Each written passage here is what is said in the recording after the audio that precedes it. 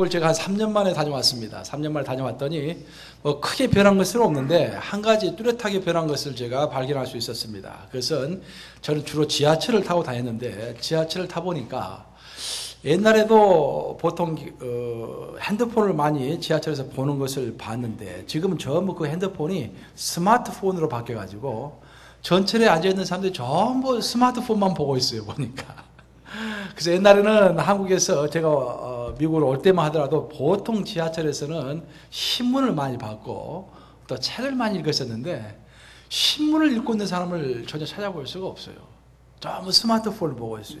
그리고 책을 읽어보는 사람도 거의 없고 그러다 보니까 목사님들을 만나가지고 이야기를 들어보니까 이런 현상이 교회에게 있어서는 한편으로는 위기이고 한편으로는 기회라고 합니다.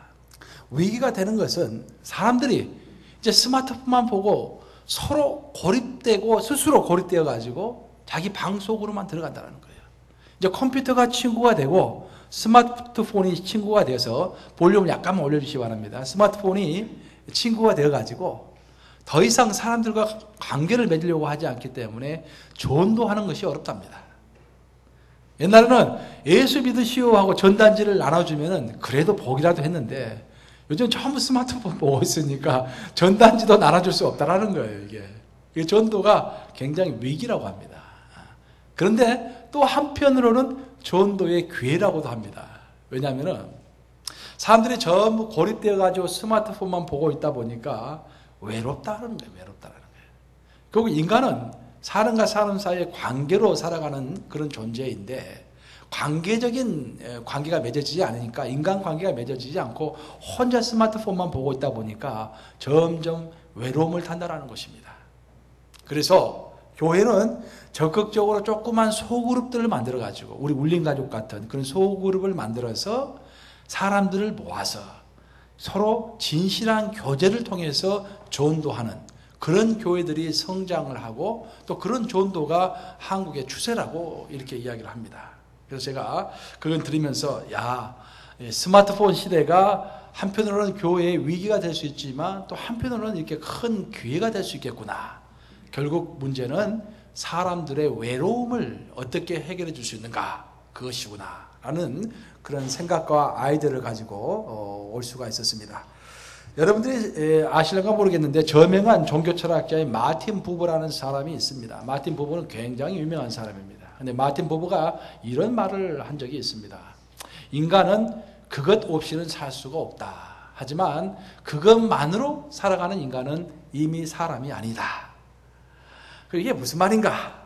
인간은 그것 없이는 살 수가 없다.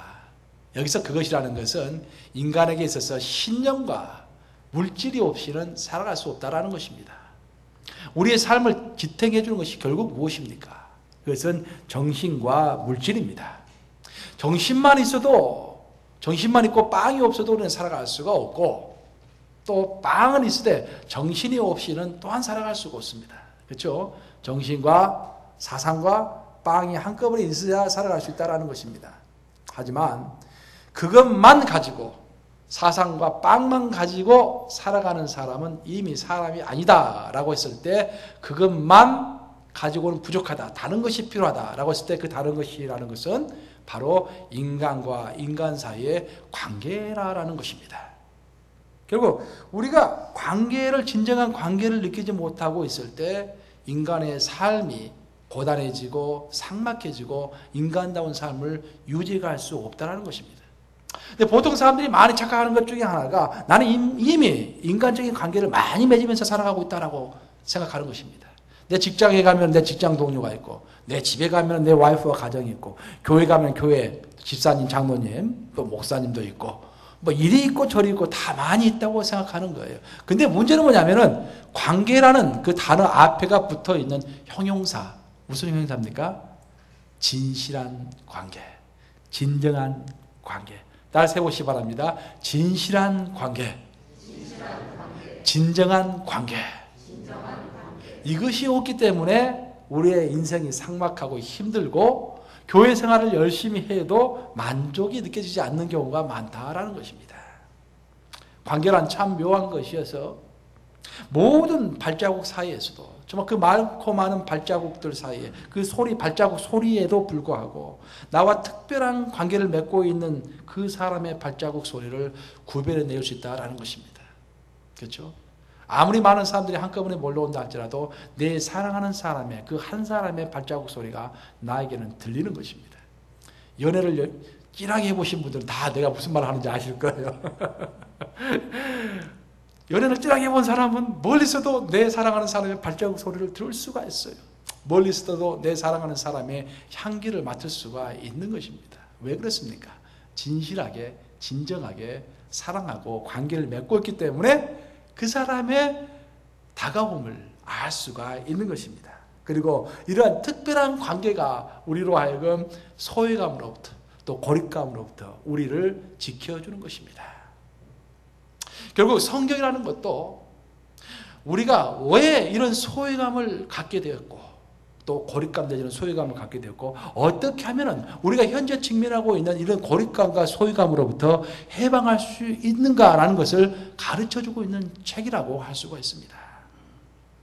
성경이 말하고 있는 소외는 두 가지의 소외를 이야기하고 있습니다. 첫 번째 소외, 첫 번째 고립은 인간과 하나님 사이의 소외입니다. 왜 인간과 하나님 사이에서는 거리가 있게 되었습니까? 원래는 서로가 소외된 관계가 아니었죠. 서로가 떨어진 관계가 아니었습니다. 그렇지만 인간과 하나님 사이에 죄가 들어옴으로 인해서 그 죄가 하나님 사이와 하나님과 나 사이를 멀어지게, 즉 소외되게 했던 것입니다. 인간은 하나님의 뜻을 어기고 죄를 지음으로써 하나님과 원수된 자들이 되었습니다. 특별히 선택된 이스라엘 민족이 아닌 우리들과 같은 이방인들은 더더욱이 하나님으로부터 멀어지게 되었던 것입니다. 그것이 성경의 설명입니다. 그런데 이런 소외의 문제, 즉 하나님과 나 사이의 수직적인 소외의 문제가 예수님의 피의 보혈로 인해서 해결됐다라는 것입니다. 우리 다 같이 에베소서 2장 12절과 13절, 에베소서 2장 12절과 13절, 에베소 2장 12절과 13절을 한 목소리로 읽겠습니다. 에베소서 2장 12절과 13절 스크린으로 좀 틀어주시기 바랍니다. 에베소 2장 12절과 13절, 에베소 2장 12절 13절.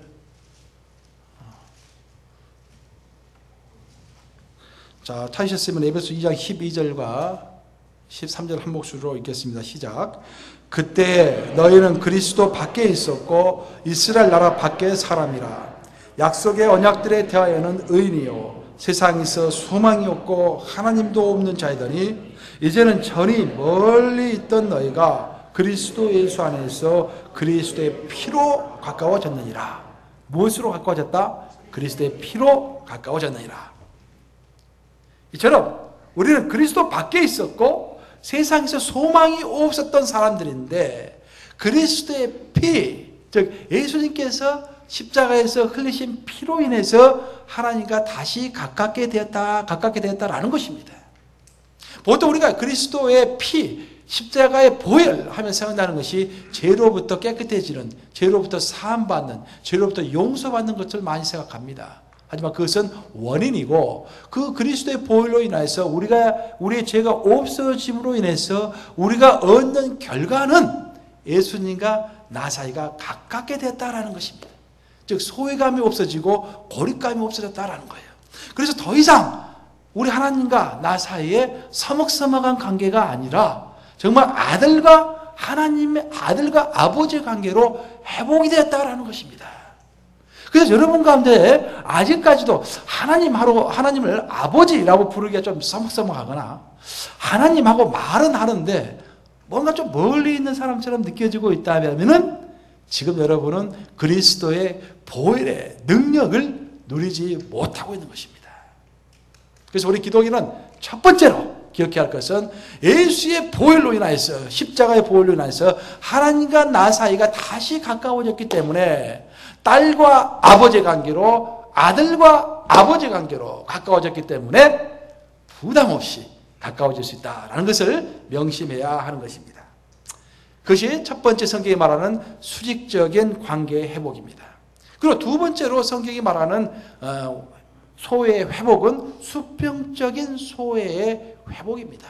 이 말은 무슨 말이냐면은 인간은 죄로 인해서 하나님과 나 사이가 멀어진과 동시에 나와 다른 사람의 관계도 멀어지게 된 것입니다. 즉 죄로 인해서 하나님과 나 사이뿐만 아니라 인간과 인간 사이의 관계에 있어서도 문제가 생긴 것입니다.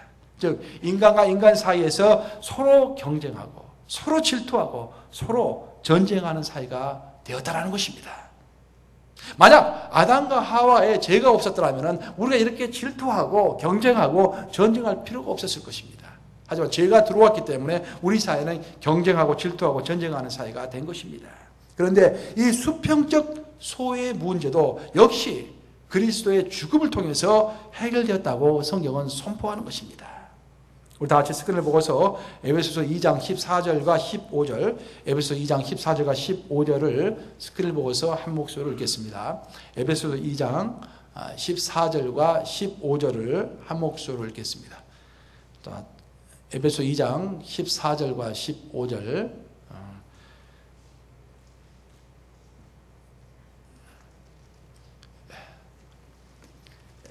에베소 2장 14절과 15 찾으셨으면 한 목소리 읽겠습니다. 시작. 그는 우리의 합평이신지라 둘로 하나를 만드사 원수된 것 곧 중간에 막힌 담을 자기 육체로 하시고 법조문으로 된 계명의 율법을 폐하셨으니 이는 이 둘로 자기 안에서 한 세 사람을 지어 화평하게 하시고. 굉장히 의미 있는 명확한 말입니다. 그리스도께서는 나와 너 유대인과 이방인으로 존재하는 인간 사이의 분리를 그리스도의 죽음을 통해서 해결하셨다라는 말입니다. 이로써 서로 담을 쌓고서 나누어 있던 인간들이 하나의 새로운 사람으로 새롭게 탄생을 하게 됐는데 그 새롭게 하나로 탄생한 공동체가 바로 교회라는 것입니다. 교회가 뭐다? 서로 나와 너, 이방인과 유대인으로 이렇게 나누어져 가지고 담을 쌓고 있던 사람들이 그 예수 그리스도의 보혈의 공로로 그 담을 헐어버리고 새로운 한 사람으로 된 그 존재가 바로 교회다라는 것입니다. 이해되시죠? 이처럼 교회는 예수님의 십자가 보혈의 은혜로 성도와 성도 사이에 차별과 소외가 없는 새로운 공동체인데 이것을 성경은 한마디로 요약해서 사랑의 띠로 엮어진 공동체다라고 설명하는 것입니다. 나와 너로 이방인과 유대인으로 담을 쌓고 살아갔을 때는 서로가 경쟁자이고 서로가 질투하고 질시하는 대상들이었습니다. 그런데 교회 그 예수 그리스도의 피의 보혈로 우리들 사이에 있던 담이 무너지고 우리가 정말로 하나된 교회 공동체가 되었을 때 그 교회 공동체는 사랑의 띠로 엮어지게 된 것입니다. 여기서 사랑의 띠라는 단어가 굉장히 중요합니다. 교회를 어떻게 설명할 것인가? 물론 그리스도의 몸된 교회요. 또 예수님께서 머리 대신 그런 교회다라고 설명할 수가 있겠지만 정말 아주 실질적으로 우리가 교회를 표현할 때는 사랑의 띠로 엮어진 공동체이다라고 설명할 수가 있는 것입니다. 다시 한번 같이 따라서 해보시겠습니다. 사랑의 띠로 엮어진 공동체. 무엇으로? 사랑의 띠로 엮어진 공동체이다라는 거예요. 그럼 그것이 우리에게 어떤 의미가 있는 것인가? 자, 여기서 중요합니다. 교회 안에서의 신앙생활을 사랑의 띠로 표현한 것은 많은 함축적인 의미를 가지고 있는데 첫째로 우리들의 신앙생활은 나 혼자만 달려갈 수 있는 길이 아니다라는 것입니다. 왜냐? 무엇으로 엮어졌기 때문에? 띠로 엮어졌기 때문에. 어떤 띠로? 사랑의 띠로. 띠로 나와 너 사이를 묶고 있는 관계가 바로 교회의 관계라는 거예요. 그래서 혼자 달려갈 수 없는 것이 바로 교회인 것입니다. 나 혼자 열심히 신앙생활 하겠다. 내가 열심히 바르게 살면 되지. 그게 아닌 거예요. 우리는 뉴욕 감리교회 하나의 공동체로서 띠로 다 엮어져 있기 때문에 목사님은 목사님대로 역할을 해가지고 제대로 길을 가야 되고 장로님은 장로님대로 보조를 맞춰서 잘 길을 가야 되고 집사님은 집사님대로, 권사님은 권사님대로, 평신도는 평신도대로 보호제를 잘 맞춰가지고 길을 걸어가야 한다라는 거예요. 우리가 게임을 할 때 어떻게 게임합니까? 게임할 때 발을 묶고 밧줄로 묶고 달려가는 그런 게임이 있죠. 그때 한 사람은 팔팔 날아가지고 막 달려갈 수 있는데 한 사람은 어린아이와 같이 잘 걷지 못하고 잘 달리지 못하면 어떻게 됩니까? 보조가 맞지 않아서 무너지는 거 아니겠습니까? 그렇죠? 꼴등을 하게 되죠. 마찬가지로 교회가 사랑의 띠로 엮어졌다라는 것은 띠로 엮어져 있기 때문에 혼자 갈 수 없다라는 겁니다. 가파른 암벽을 올라가는 사람들을 여러분들은 사진으로 보셨을 것입니다. 큰 산을 올라갈 때, 높은 산을 올라갈 때 가파른 언덕을 올라가게 되는데 5, 6사람이 올라갈 때요. 보시면은 5, 6사람이 한꺼번에 밧줄을 맵니다. 다 같이 밧줄을 매요. 그 왜 5사람이 또 6사람이 한꺼번에 밧줄을 메고 같이 암벽을 올라가겠습니까? 그 이유가 뭔지 아십니까? 5명, 6명이 올라갈 때 그 중에 실수로 한두 명이 떨어질 수가 있겠죠. 근데 그 실수로 한 명이 떨어지더라도 나머지 5사람이 딱 버티고 있기 때문에 한 사람이 살아날 수가 있는 것입니다. 암벽을 올라가는 것은 굉장히 위험한 일이지 않습니까? 그래서 한 사람이 떨어지더라도 그 사람을 보호하기 위해서 다 같이 띠로, 밧줄로 묶고 있는 것입니다. 그것이 바로 사랑의 띠의 의미인 것입니다. 우리 뉴욕 감리교회도 다 같이 함께 신앙의 여정을 하고 있습니다. 언제까지? 우리 주님 다시 오시는 그날까지 하나의 가족으로서, 가족 공동체로서 띠를 묶어서 생활해 가고 있는 거예요. 거칠은 암벽을 올라가는 것과 똑같습니다. 얼마나 많은 도전이 있습니까? 제가 한국 가기 전에 눈이 좀 내렸더니 한 20여 명의 성도가 그날도 안 왔어요. 눈이 오면은 이렇게 오지는 못해요. 또 박경하기도 힘드니까. 또 또 미국의 경제적인 공황, 어려움, 또 재난, 이런 어려움이 올 때마다 얼마나 우리가 도전을 받습니까? 그러면은 어려움이 올 때 2, 3명, 서너 명, 성도들이 20명 이렇게 떨어져 나가는 거예요. 힘든 거예요.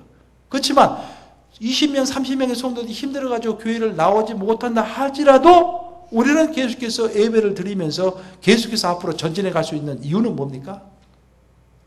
나머지 사람들이 버텨주기 때문에 20명, 30명이 넘어지더라도 다시 나머지 사람들이 힘을 내서 앞으로 가면은 그 20명, 30명이 다 사랑의 띠로 엮어져 있기 때문에 그 밧줄의 힘으로 앞에서 끄는 힘에 따라서 함께 앞으로 나갈 수 있다는 것입니다.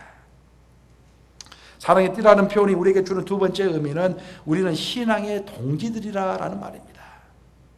군대에서 행군을 할 때, 군대 갔다 오신 분도 알겠지만 행군을 아무리 잘해도 단 한 명의 낙오자가 있다면 그 소대는 그 낙오자 때문에 통과를 할 수가 없습니다. 철저하게 공동 책임입니다. 바로 이것이 사랑의 띠의 의미입니다. 우리는 모두 다 신앙의 동지들입니다. 한번 이야기해 보십니다. 따라서 해보시겠습니다. 우리는 모두 다 신앙의 동지들이다. 예수님의 군사들로 살아가는 우리들도 마찬가지입니다. 하나님은 우리를 개인적으로 하나님의 자녀로 부르셨지만 동시에 하나님은 우리를 그리스도의 몸된 교회를 함께 세워가는 공동체의 일원으로 부르신 것입니다. 많은 사람들이 이렇게 생각해요. 나와 하나님 사이의 관계만 생각하게 하는 경우가 참 많습니다. 나는 하나님의 자녀로 부르심을 받았다. 그것은 절반만 옳은 것입니다. 우리는 하나님의 자녀로 부르심을 받았지만 동시에 하나님의 교회의 일원으로 부르심을 받은 것입니다. 그래서 우리는 함께 그리스도의 몸인 뉴욕 감리교회를 세워가는 동지인 것입니다. 자, 우리 지금 이 시간에는 바로 옆에 분과 함께 김동지, 강동지 이렇게 당신 내 동지입니다라고 하지 한번 이야기 한번 해보시겠습니다. 동지야 동지. 우리가 김 지사님, 박 지사님 이렇게 하는 것도 중요하지만 김동지, 박동지하고 이제 앞으로 가끔씩 이렇게 불러보세요. 이렇게. 이게 우리 다 같이 동지니까 동지. 한 배를 탄 동지라는 것입니다. 현재 내가 제대로 된 동지의식을, 내가 동지의식을 가지고 있는가 살펴보려면은 내가 교회 내 다른 성도들의 삶에 얼마만큼 관심을 가지고 있는가라는 것을 살펴보면은 내가 진실로 뉴욕 감리교회 성도로서 동지의식을 가지고 살아가고 있는지 아니면 별 의식 없이 살아가고 있는지를 알 수가 있습니다. 여러분 주위에 있는 김동지, 강동지, 박동지의 삶에 대해서 얼마나 많은 관심을 가지고 있습니까? 늙어가는 증상 가운데 하나는, 사람이 늙어간다고 하는데 늙어가는 증상 중에 하나는 다른 사람에 대한 관심이 점점 사그라지는 것입니다. 늙어가는 사람의 특징은 사람 만나는 것, 관계를 맺어가는 것이 귀찮아지는 것입니다. 남을 위해서 기도해 주는 것도 굉장히 비상적이 되고 남을 위해서 기도해 준다는 것 자체가 귀찮게 느껴지기 시작합니다. 늙어가고 있다는 증거인 것입니다. 남의 아픔과 기쁨이 전혀 마음으로 느껴지지가 않고 그저 무관심해지고 그저 모든 것이 귀찮아지는 것입니다. 그냥 교회 오면 조용히 앉아서 예배 보고 그냥 집에 가서 TV 앞에 앉아있고 싶어서 그게 늙어가고 있다는 증거인 것입니다. 그래서 다른 사람을 위해서 내 인생을 투자하고 싶은 열망이 사그라지는 것입니다. 바로 이런 사람이 동지의식을 상실해버린 영적으로 늙어가는 사람인 것입니다. 세상은 육체의 나이로 그 사람이 젊었는지 늙었는지를 판별합니다. 하지만 영의 세계에서는 다른 영혼에 대한 관심이 얼마나 있는지를 가지고서 이 사람이 영적으로 늙었는지 영적으로 젊었는지를 판별하는 것입니다. 정말로 다른 사람의 영혼에 관한 관심이 많아서 전도 열심히 하고 다른 사람의 삶에 관심이 많아서 그 사람이 어려울 때보다 도와주고 그 사람에서 같이 중보기도 해주고 자꾸 다른 사람이 어떻게 살아가는가 관심을 가지는 사람은 영적으로 젊은 사람입니다. 나이가 100세가 먹었다 할지라도 영적으로 젊은 사람인 것입니다. 하지만 나이가 40, 30이 먹었다 할지라도 모든 것이 귀찮고 그냥 나 혼자만의 신앙생활을 하고 싶어하는 사람은 영적으로 이미 늙어가고 있는 사람인 것입니다. 우리가 진정 교회 안에서 사랑의 띠로 엮어진다면 우리는 서로가 서로에게 그 어떤 부탁도 할 수 있고 그 어떤 죄의 고백도 할 수 있는 놀라운 현상이 나타나게 되는데 그것이 바로 우리 교회의 소그룹인 울림가족의 목표입니다. 우리 교회가 지금 울림가족 소그룹을 셀로 해가지고 울림가족으로 재편성해서 해나가고 있는데 울림가족의 목표는 뭐냐면은 우리는 진실한 동지이기 때문에 그 어떤 어려운 것도 서로가 부탁할 수 있고 그 어떤 죄의 고백도 스스럼 없이 할 수 있는 관계라는 것입니다. 여러분이 큰 죄를 지었을 때 고민될 때 누구에게 말합니까? 가장 친한 사람에게 말하죠. 부모에게도 말 못할 죄가 있습니다. 그렇죠? 부모에게도 말 못할 죄가 있어요. 아내에게도 말 못할 죄가 있고 남편에게 말 못할 죄가 있습니다. 그런 죄를 누구에게 고백합니까? 가장 친한 친구에게 고백하는 거 아니겠습니까? 그런 관계를 지향하는 것이 바로 우리 울림가족의 목표라는 것입니다. 그리고 이런 진실한 관계, 내 죄를 스스럼 없이 고백할 수 있는 그런 진정한 관계에 대해서 잘 설명한 대목이 바로 오늘의 본문인 것입니다. 오늘의 본문이 나와 있는 빌레몬서는 성경 짧은 한 장밖에 안 되어 있는 장입니다. 빌레몬서가 한 장밖에 없습니다. 짧은 그런 책인데 이 빌레몬서가 성경 66권 중에 한 권으로 인정되는 과정에서는 많은 문제들이 있었습니다. 많은 사람들이 그 당시에 성경을 어떤 책을 골라서 성경으로 만들 것인가라고 의논했을 때 빌레몬서를 과연 성경의 일부분으로 집어넣을지 말 것인지에 대해서 많은 논란이 있었던 것입니다.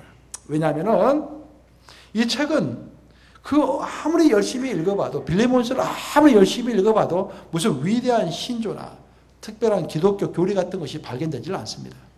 빌레몬서 한번 쭉 읽어보면 아시겠지만 위대한 말이나 딱 눈에 띄는 그런 엄청난 그런 이야기들이 없어요. 그냥 잔잔한 인간적인 이야기들만 나와 있습니다. 그래서 과연 이런 책이 성경에 대해야 하느냐에 대해서 많은 논란이 있었던 것입니다. 하지만 그러함에도 불구하고 빌레몬서가 성경의 66권 중에 한 권으로 선택된 이유는 기독인의 인간 관계에 대해서 그 어느 책보다도 감동적이고 깊이 있게 다루고 있기 때문에 바로 기독인이 가져야 할 인간관계가 무엇인가라는 것을 설명하기 위해서 빌레몬서를 성경의 66권 중에 한 권으로 선택한 것입니다. 이해되시죠? 우리가 빌레몬서를 읽으면서 가장 은혜를 받는 것은 사도 바울과 빌레몬 사이의 관계입니다. 특별히 사도 바울은 빌레몬에 대해서 굉장히 관계에 관한 자신감을 가지고 있었던 것입니다. 그럼 왜 사도 바울이 빌레몬에 대해서 자신감을 가졌는가? 그래서 우리가 좀 공부해 봐야 하는데, 그러기 위해서는 좀 백그라운드를 좀 아는 것이 필요합니다. 사도 바울은 아시다시피 선교 여행을 1차, 2차, 3차, 4차 이렇게 가게 되는데 3차 전도 여행 때 바로 에베소라는 곳에서 3년 반 동안 머물면서 말씀을 전파하게 됩니다. 그때 소아시아 지역 중에 하나가 골로새라는 지역이 있었는데, 골로새서라는 그 편지가 바로 골로새에 있는 성도들에게 보낸 편지죠. 그 골로새에서, 그 지역에서 지역 유지 중에 하나가 바로 빌레몬이었던 것입니다. 근데 그 빌레몬이 사업차 에베소에 들리게 되었다가 사도 바울이 에베소에 있는 두란노손에서 말씀을 전파한다는 소리를 듣고 두란노손으로 찾아가서 사도 바울의 설교를 듣게 된 것입니다. 그래서 사도 바울의 설교를 듣고서 큰 감동을 받아서 예수님을 영접하게 됩니다.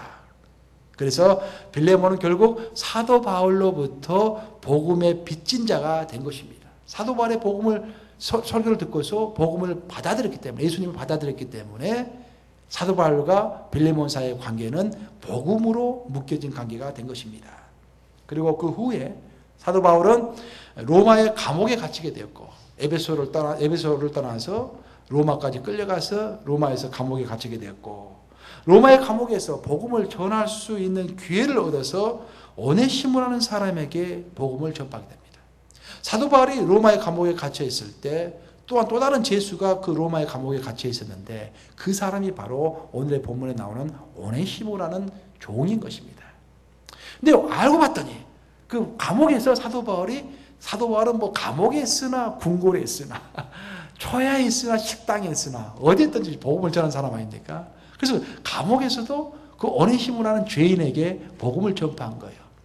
그리고 복음을 전파한 다음에 나중에 알고 봤더니 이 오네시모가 사도 바울이 옛날에 에베소에서 복음을 전파했던 빌레몬의 종이었던 것입니다.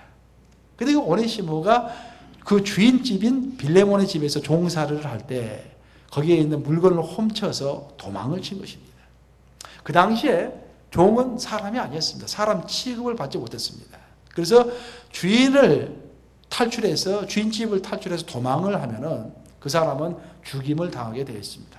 그런데 오네시모는 도망을 쳤을 뿐만 아니라 주인의 물건을 훔쳐서 도망을 갔기 때문에 사형을 당해도 보통 사형이 아니라 십자가에 못 박혀서 죽든지 아니면은 들짐승에게 잡아먹히는 그런 잔인한 극형에 처하도록 되어 있었던 그런 사람이었던 것입니다. 그런데 사도 바울은 이런 오네시모에 대해서 빌레몬에게 편지를 써가지고 너의 종이었던 오네시모를 용서해라 라고 편지에 쓰고 있는 것입니다. 그것이 오늘 본문의 내용입니다. 용서의 조건으로 사도 바울은 다음과 같은 말을 하고 있습니다. 그가 너에게서 훔친 것이 있으면 내가 변상하겠지만 너 또한 나에게 빚진 자임을 기억해라. 나는 그 무엇보다도 값어치 있는 복음을 너 빌레몬에게 전했기 때문에 너는 그에 대한 대가로서 내 부탁을 들어줘야 한다. 즉 너의 종이었던 오네시모를 용서해라 라고 말하고 있는 것입니다. 사도 바울은 우선 복음의 값어치에 대한 자신이 있었습니다. 복음은 싸구려가 아니고 있으나 마나한 것이 아니라 한 생명을 영원히 살리기도 하고 영원히 죽이기도 하는 인간이 가질 수 있는 가장 값어치 있는 것임을 확신하고 있는 것입니다. 그리고 정말로 이 값어치 있는 복음을 내가 너 빌레몬에게 전했기 때문에 너는 나에게서 복음을 받았기 때문에 나를 통해서 복음을 받았기 때문에 이제는 내가 부탁하는 것을 들어줘야 한다라고 이야기하고 있는 것입니다. 즉 사도 바울은 이런 복음을 전파해 준 자로서 빌레몬과의 관계에 있어서 자신과 확신이 있었던 것입니다. 다시 말해 바울과 빌레몬은 복음 안에서 진실하게 맺어진 관계이므로 노예인 오네시모의 잘못에 대한 용서를 부탁할 수 있는 관계임을 확신하고 있는 것입니다. 바로 이런 관계가 우리 사이에 있어야 할 줄로 믿습니다. 우리가 정말로 하나님의 예수님의 피를 중개로 해가지고 맺어진 관계라면 또 여러분과 나 사이가 복음을 전파하고 복음을 받아들인 관계로 맺어진 관계라면 우리가 정말 그리스도 안에서 한 형제요, 한 자매요, 한 동지로 맺어진 관계라면 세상적으로는 아무리 어렵게 보이고 힘든 부탁이라고 할지라도 우리 안에서는 허물 없이 부탁할 수 있는 그런 관계가 되어야 한다라는 것입니다. 어떤 사람은 그런 말을 하는 사람이 있어요. 아니, 교회에서 세상에서 하는 그런 부탁을 하면 어떡합니까? 그것은 성경적인 말이 아닙니다. 교회이기 때문에 그 어떤 부탁도 우리 사회는 할 수가 있는 것입니다. 왜냐? 피로 나는 관계보다도 더 진한 관계이기 때문에, 우리는 동지이기 때문에, 바로 사도 바울이 죽어야 할 오네시모의 죄를 용서하라고 빌레몬에게 강권했듯이 우리 또한 그 어떤 부탁이라도 서로에게 할 수 있는 관계가 되어야 한다라는 것입니다. 그것이 성경에서 말하는 사랑의 띠로 엮어지는 관계인 것입니다. 이와 같이 바울과 빌레몬 사이에는 진실한 그런 서로가 신뢰할 수 있는 그런 관계가 있었습니다. 그러면 이번에는 바울과 빌레몬 사이의 관계를 넘어서서 이제 바울과 오네시모 사이에 어떤 관계가 있었는지를 살펴봐야 합니다. 우리는 교회 안에서 서로를 형제요 자매라고 부릅니다. 그렇죠? 형제 자매의 가장 실질적인 의미는 내가 어려울 때나 또 기쁠 때 가장 가까이 할 수 있는 사람이라는 그런 뜻입니다. 그래서 우리가 진정으로 교회라면은, 우리가 진정으로 교회 안에서 생활하고 있다라면은 우리 사이에는 나의 삶에 대한 솔직한 고백과 그 고백을 들어주고 위로해주는 관계의 줄이 있어야 하는 것입니다. 사도 바울과 오네시모 사이에서 가장 놀라운 관계는 서로의 죄를 솔직하게 고백할 수 있었다라는 것입니다. 오네시모가 아주 솔직하게 사도 바울에게 자기의 잘못을 다 고백했고, 사도 바울은 그것을 들었을 때 그것을 질책하기보다는 그 죄를 앞장서 가지고 용서해주고 그를 살리고 그를 격려했다라는 것입니다. 이제 말씀을 마치려고 합니다. 싱가포르에 가면은 새들만 모아놓은 공원이 있습니다. 그런데 놀라운 것은 보통 이제 해외에서 새들을 모아놓은 공원에 가보면은 새들이 날아가지 못하도록 보통 그물을 그 위에다 쳐놓지 않습니까? 근데 싱가포르에 있는 그 새 공원에 가면은 그물이 없어요, 그물이. 근데 더 놀라운 것은 그물이 없어도 그 어떤 새도 날아서 도망가지 않는다라는 것입니다. 그 왜 새들이 날아서 도망가지 않는 것일까요? 그 이유는 새들은 날아서 탈출을 하고 싶어 하지만 사육사들이 그 새들의 꼬리를 다 뺐기 때문에 날아가지를 못하는 것입니다. 옆에 있는 날개는 있지만 날 때 방향을 잡아주는 꼬리를 빼버렸기 때문에 새들은 제대로 날아갈 수가 없는 것입니다. 꼬리가 없는 새들은 날거나 점프를 할 수는 있지만 앞으로 나아갈 수는 없습니다. 왜냐하면 방향을 잡을 수가 없기 때문입니다. 이것은 우리 교회에 많은 의미를 부여하고 있습니다. 방향을 상실한 교회는 앞뒤 상하로 온갖 요동을 할 수 있지만 단지 제자리에서 뛸 뿐 영적으로 앞으로 나아갈 수가 없습니다. 그럼 교회가 나아갈 수 있는 방향이라는 것은 도대체 무엇입니까? 교회가 나아갈 방향이 어떤 것이기에 그것이 꼭 있어야만이 우리가 앞으로 나아갈 수가 있는 것입니까? 최소한 오늘의 본문에서 우리에게 가르쳐주고 있는 교회가 앞으로 나아가야 할 방향이라는 것은 진실한 관계의 방향입니다. 진실한 관계라는 것은 하나님과 나 사이의 진실한 관계, 나와 다른 사람 사이의 진실한 관계, 또 더 나아가서는 나와 세상 사이의 진실한 관계가 있을 때만이 그것을 매개체로 해서 교회는 앞으로 나아갈 수 있다라는 것입니다. 저는 오늘 설교의 제목을 교회, 진정한 만남과 고백이 있는 곳이라고 정했습니다. 지금 이제 설교를 마치기 전에 우리는 한번 함께 생각해 봐야 합니다. 정말 우리 사이에는 진정한 만남이 있고 진정한 고백이 있는 것인가? 사도 바울이 빌레몬을 만났던 것처럼 진정한 복음 안에서 만나서 그 어떤 부탁이라도 할 수 있는 그런 관계를 우리는 서로 가지고 있는 것인가? 또 사도 바울과 오네시모의 관계처럼 그 어떤 나의 치부와 그 어떤 나의 죄도 거리낌없이 서로에게 고백할 수 있는 것인가? 지금 만약 우리가 그것을 하지 못하고 있다면 하지 못하기 때문에 못한다라고 말할 것이 아니라 할 수 있도록 방향을 잡고 나아가는 것이 필요하다라는 것입니다. 바로 그래서 우리는 셀그룹 울림가족을 하는 것입니다. 하지만 마지막으로 우리가 꼭 기억해야 할 것은 진정한 관계, 진정한 만남은 우리의 노력을 먹으면서 자라간다라는 것입니다. 흔히 사람들은 교회가 인간을 거룩하게 만든다고 생각합니다. 그렇죠? 우리가 교회 가면 거룩해진다고 생각합니다. 하지만 사실은 그 반대입니다. 교회는 인간이 거룩해지는 방법만을 가르치는 곳입니다. 그리고 그 교회에 온 인간이 교회에서 가르쳐주는 거룩해지는 방법을 받아들이고 따라갈 때 그 인간으로 인해서 교회는 거룩해지는 것입니다. 교회가 거룩하기 때문에 인간이 오면 자동적으로 거룩해지는 것이 아니라 그 인간이 교회에서 가르쳐주는 거룩의 방법을 받아들이고 실행함으로 인해서 그 인간 때문에 교회는 거룩해지는 것입니다. 마찬가지로 사람들이 가지는 치명적인 오해는 교회에 오면은 진실한 인간들을 찾을 수 있고 또 진실한 인간관계를 기대할 수 있다고 생각하는 것입니다. 하지만 사실은 내가 먼저 진실한 인간이 되기를 작정할 때만이 주위 사람들의 진실한 마음이 보이기 시작하는 것입니다. 이 말씀을 명심하시므로 내가 먼저 진실한 관계를 열망하며 형제 자매들 앞에서 진정한 나눔과 고백을 함으로 진실한 사랑의 관계를 전연시키는 여러분들 되시기를 주님의 이름으로 축원합니다. 기도하시겠습니다.